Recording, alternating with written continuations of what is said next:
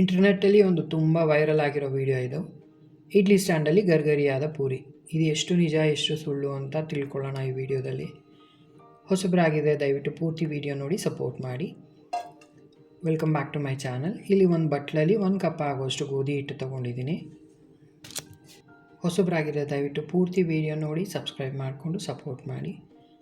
ಒಂದು 2 table spoon ಆಗುವಷ್ಟು ಚಿರೋಟಿ ರವೆ ಹಾಕ್ಕೊಂಡಿದ್ದೀನಿ. ಈ ಚಿರೋಟಿ ರವೆ ಈ ಥರ ಹಾಕ್ಕೊಳ್ಳೋದ್ರಿಂದ ಪೂರಿ ತುಂಬ ಗರ್ಗರಿಯಾಗಿ ಚೆನ್ನಾಗಿ ಬರುತ್ತೆ. ಒಂದು ಸ್ವಲ್ಪ ರುಚಿಗೆ ತಕ್ಕಷ್ಟು ಉಪ್ಪು. ಇದನ್ನೆಲ್ಲ ಮಿಕ್ಸ್ ಮಾಡಿಕೊಂಡು ನೀರು ಹಾಕ್ಕೊಂಡು ಚೆನ್ನಾಗಿ ಪೂರಿ ಹಿಟ್ಟಿನ ಅದಕ್ಕೆ ಕಲಿಸ್ಕೋಬೇಕು. ತುಂಬ ತೆಳ್ಳಗೆ ಮಾಡ್ಕೊಳ್ಳೋಕೆ ಹೋಗಬಾರ್ದು. ಚಪಾತಿ ಹಿಟ್ಟಿನ ಅದಕ್ಕೆ ಕಲಿಸ್ಕೊಂಡ್ರೆ ಎಣ್ಣೆ ಕುಡಿಯುತ್ತೆ. ಸ್ವಲ್ಪ ಗಟ್ಟಿಗೇ ಇರಲಿ ಇದು. ನೋಡಿ ಇಷ್ಟಿದ್ರೆ ಸಾಕು. ಇದು ನೆನೆಯೋದೇನು ಬೇಕಿಲ್ಲ, ಹಾಗೆಯೇ ಲಟ್ಟಿಸ್ಕೊಳ್ಳೋಣ. ಇವಾಗ ನಾನಿಲ್ಲಿ ದೊಡ್ಡದಾಗಿ ಒಂದು ಚಪಾತಿಗಿನ್ನ ಒಂದು ಸ್ವಲ್ಪ ದೊಡ್ಡದಾಗಿ ಲಟ್ಟಿಸ್ಕೊಳ್ತಾ ಇದ್ದೀನಿ. ವಿಡಿಯೋದಲ್ಲಿ ಹೇಗಿದೆ ವೈರಲ್ ವಿಡಿಯೋ ಹೇಗೆ ಹೋಗಿದೆಯೋ ಅದೇ ಥರ ತೋರಿಸ್ತಾ ಇದ್ದೀನಿ. ಇದು ವಿಡಿಯೋ ವೈರಲ್ ಹೋದಾಗ ನನಗೂ ತುಂಬಾ ಕುತೂಹಲ ಅನ್ನಿಸ್ತು, ಯಾವ ಥರ ವರ್ಕೌಟ್ ಆಗುತ್ತೆ ಇದು ಅಂತ ನೋಡೋಣ ಅಂತಲೇ ಟ್ರೈ ಮಾಡ್ತಾಯಿದ್ದೀನಿ. ನನಗೇನೋ ಬರೀ ಇದು ಗಿಮಿಕ್ ಅನ್ನಿಸ್ತಾ ಇದೆ. ನೋಡೋಣ, ಫುಲ್ ವಿಡಿಯೋ ನೋಡಿ ನೀವೇ ಅರ್ಥವಾಗುತ್ತೆ ನಿಮಗೆ. ಈ ಥರ ಚಪಾತಿಗಿನ್ನ ಸ್ವಲ್ಪ ದೊಡ್ಡದಾಗಿ ಲಟ್ಟಿಸ್ಕೊಳ್ತಾ ಇದ್ದೀನಿ. ಸ್ವಲ್ಪ ದಪ್ಪ ಇರಬೇಕು. ಪೂರಿಗೆ ನಿಮಗೇನೆ ಗೊತ್ತು, ತುಂಬ ದಪ್ಪನೂ ಬೇಡ, ತಿನ್ನೋಕ್ಕಾಗಲ್ಲ. ಆಮೇಲೆ ಈ ಥರ ದೊಡ್ಡದಾಗಿ ಲಟ್ಟಿಸ್ಕೊಂಡ್ಮೇಲೆ ನೋಡಿ ಇಷ್ಟು ದಪ್ಪ ಇದ್ದರೆ ಸಾಕು. ಇದನ್ನು ಕಟ್ ಮಾಡ್ಕೋಬೇಕಾಗತ್ತೆ ಪೂರಿ ಸೈಜ್ಗೆ. ನಿಮಗೆ ದೊಡ್ಡ ಪೂರಿ ಅಥವಾ ಚಿಕ್ಕ ಪೂರಿ ಯಾವ ಸೈಜಿಗೆ ಬೇಕೋ ಆ ಥರ ಯಾವುದಾದ್ರೂ ಒಂದು ಶಾರ್ಪ್ ಆಗಿರೋ ಮುಚ್ಚಳ ಅಥವಾ ಈ ಥರ ಪಾತ್ರೆ ನಿಮ್ಗೆ ಯಾವ ಸೈಜ್ ಬೇಕೋ ಆ ಥರದಲ್ಲಿ ಕಟ್ ಮಾಡ್ಕೋಬೇಕು. ನಾನಿಲ್ಲಿ ಮೀಡಿಯಮ್ ಸೈಜ್ ಇರೋದು ತೊಗೊಂಡಿದ್ದೀನಿ, ತುಂಬ ಚಿಕ್ಕದು ಅಲ್ಲ ದೊಡ್ಡದು ಅಲ್ಲ. ಎಲ್ಲನೂ ಈ ಥರ ಕಟ್ ಮಾಡ್ಕೊಳ್ತಾ ಇದ್ದೀನಿ. ಈಗ ಒಂದು ಇಡ್ಲಿ ಸ್ಟ್ಯಾಂಡನ್ನು ತೊಗೊಂಡು ಇದನ್ನೆಲ್ಲ ಇಟ್ಕೋಬೇಕು. ನೋಡಿ ಇಷ್ಟು ದಪ್ಪ ಇದ್ದರೆ ಸಾಕು. ಇದನ್ನು ಇವಾಗ ಸ್ಟೀಮ್ ಮಾಡ್ಕೋಬೇಕು. ಒಂದು 5 ನಿಮಿಷ ಇಡ್ಲಿ ಪಾತ್ರೆಗಳು ಇಟ್ಕೊಂಡು ಸ್ಟೀಮ್ ಮಾಡ್ಕೋಬೇಕು.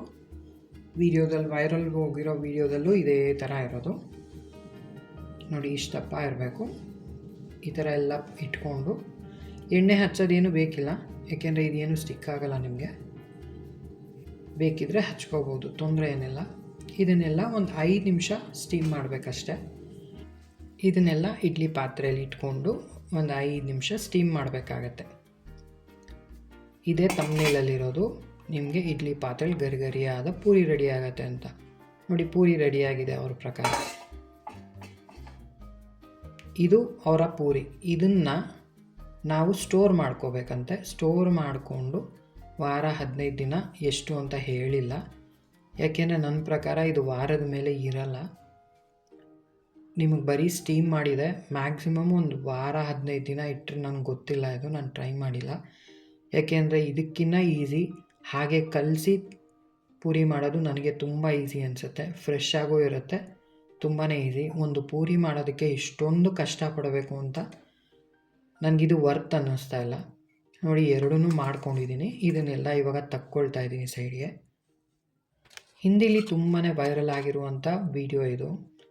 ಇಷ್ಟೆಲ್ಲ ಕಷ್ಟಪಟ್ಟು ಈ ಥರ ಎಲ್ಲ ಮಾಡಿಟ್ಕೊಂಡು ಪೂರಿ ಮಾಡೋದಕ್ಕಿಂತ ಪೂರಿನೇ ತಿನ್ನೋದು ಬೇಡ ಅನಿಸ್ಬಿಡುತ್ತೆ ಒಂದೊಂದು ಸತಿ. ಹಿಟ್ಟು ಕಲಸಿ ಈ ಕಡೆ ಎಣ್ಣೆ ಪಕ್ಕದಲ್ಲಿ ಕಾಯಕ್ಕಿಟ್ರೆ ನಿಮ್ಗೆ ಇದಕ್ಕಿಂತ ಬೇಗ ಒಂದು 50 ಪೂರಿ ಮಾಡಿಬಿಡ್ಬೋದು. ಇದರಲ್ಲಿ ಮಾಡಿರೋದು ನಾನು ಬರೀ ಒಂದು 12 ಪೂರಿ. ಈ 12 ಪೂರಿಗೆ ನನಗೆ ಅರ್ಧ ಮುಕ್ಕಾಲು ಗಂಟೆ ಹಿಡಿಸಿದೆ. ಇಷ್ಟೊತ್ತಿಗೆ ಒಂದು 7ರಿಂದ 8 ಜನಕ್ಕೆ ಪೂರಿ ಮಾಡಿ ಬಡಿಸ್ಬಿಡ್ಬೋದಿತ್ತು. ಪೂರಿ ಏನೋ ಉಬ್ಬುತ್ತೆ, ತೊಂದರೆ ಇಲ್ಲ. ಪೂರಿ ಉಬ್ಬುತ್ತೆ, ಗರ್ಗರಿಯಾಗೂ ಇರುತ್ತೆ, ಯಾಕೆಂದರೆ ಪೂರಿ ಹಿಟ್ಟು ನಾರ್ಮಲ್ ಆಗೇ ಕಲಸಿರೋದು. ನನಗಂತೂ ಇದು ವರ್ತ್ ಅನಿಸಲ್ಲ, ಯಾಕೆಂದರೆ ಇದು ಕೊಂಕಣ ಸುತ್ತಿ ಮೈಲಾರಕ್ಕೆ ಬಂದಂಗೆ ಆಯಿತು. ಸ್ಟ್ರೈಟ್ ರೋಡ್ ಏನಿದೆ ಹಿಟ್ಟು ಕಲಸಿ ಪೂರಿ ಮಾಡೋದು ಇದಕ್ಕಿಂತ 10 ಪಟ್ಟಷ್ಟು ಸುಲಭನಾದ ಕೆಲಸ. ಇಷ್ಟೊಂದು ಕಷ್ಟ ಪಟ್ಕೊಂಡು ಈ ಥರ ಪೂರಿ ಮಾಡೋದು ವರ್ತ್ ಇಲ್ಲ ಅಂತ ಅನಿಸುತ್ತೆ. ಏಕೆಂದರೆ ಫ್ರೆಶ್ ಆಗಿ ಕಲಸಿ ಮಾಡೋದು ಇದಕ್ಕಿಂತ ಬೇಗನೆ ಆಗುತ್ತೆ 100%. ಬೇಕಾದ್ರೆ ಟೈಮರ್ ಇಟ್ಕೊಂಡು ಚೆಕ್ ಮಾಡಿ ನೋಡಿ. ನನಗೆ ಇಲ್ಲಿ 2 ಪ್ಲೇಟಲ್ಲಿ 10 ಪೂರಿ ಆಯಿತು. 10 ಪೂರಿ ಮಾಡಿಸೋದಕ್ಕೆ ನನಗೆ ಮಿನಿಮಮ್ ಅರ್ಧ ಗಂಟೆ ಹಿಡಿಸ್ತು. ಈ ಕಡೆ ಸ್ಟೀಮರ್ ಇಟ್ಕೊಂಡು ಇದನ್ನು ಮಾಡಿ ನಾವು ಒಂದು 5 ಜನ ಇದ್ದೀವಿ ಅಂತ ಅಂದರೆ ಕ್ಯಾರಿಯರು ಇದು ಎಲ್ಲ, ಅದ್ರ ಬದಲು ನೀವೇ ಯೋಚನೆ ಮಾಡ್ಬೋದು. ಡೈರೆಕ್ಟಾಗಿ ಈ ಕಡೆ ಎಣ್ಣೆ ಇಟ್ಬಿಟ್ಟು ಪೂರಿ ತೇಲಿಸ್ತಾ ಹೋದರೆ ಎಷ್ಟು ಬೇಗ ಆಗುತ್ತೆ ಅಂತ. ಯಾವತ್ತೂ ಫ್ರೆಶ್ ತಿನ್ನೋಕ್ಕೆ ಟ್ರೈ ಮಾಡಬೇಕು. ಈ ಥರ ನನಗೆ ಬರ್ತಿಲ್ಲ ಅನ್ನಿಸ್ತು. ನೋಡಿ, ನಿಮಗೆ ಇಷ್ಟ ಆಯಿತು, ನಿಮ್ಮ ಹತ್ರ ಇಷ್ಟು ಟೈಮ್ ಇತ್ತು ಅಂದರೆ ಟ್ರೈ ಮಾಡ್ಬೋದು. ವ್ಯೂಸ್ಗೋಸ್ಕರ ಮಾಡಿರೋವಂಥ ವೀಡಿಯೋ ಅಲ್ಲ ಇದು. ನನಗೆ ಕುತೂಹಲದಿಂದ ಟ್ರೈ ಮಾಡಿರೋವಂಥ ವೈರಲ್ ಹೋಗಿದೆಯಲ್ಲ ವೀಡಿಯೋ ಅಂತ ಟ್ರೈ ಮಾಡಿದ್ದು ವೀಡಿಯೋ. ನನಗಂತೂ ಖಂಡಿತ ಬರ್ತಿಲ್ಲ ಅನ್ನಿಸ್ತು. ನಿಮ್ಮ ಅನಿಸಿಕೆ ಏನು ಅಂತ ದಯವಿಟ್ಟು ಕಮೆಂಟ್ ಮಾಡಿ. ನನಗೂ ಗೊತ್ತು ನನ್ನ ವೀಡಿಯೋ ಯಾರು ಅಷ್ಟು ಸಪೋರ್ಟ್ ಮಾಡಲ್ಲ ಅಂತ. ಏಕೆಂದರೆ ನಮ್ಮದಿನ್ನ ಹೊಸ ಚಾನಲ್ಲು, ಗೊತ್ತಿಲ್ಲ ನನ್ನ ವಾಯ್ಸ್ ಇಷ್ಟ ಆಗ್ತಿಲ್ಲ ಅಥವಾ ನಾನು ಮಾಡ್ತಿರೋ ನಿರೂಪಣೆ ಇಷ್ಟ ಆಗ್ತಿಲ್ಲ ಅಂತ. ನನ್ನ ಪ್ರಯತ್ನ ನಾನು ಮಾಡ್ತಾಯಿದ್ದೀನಿ.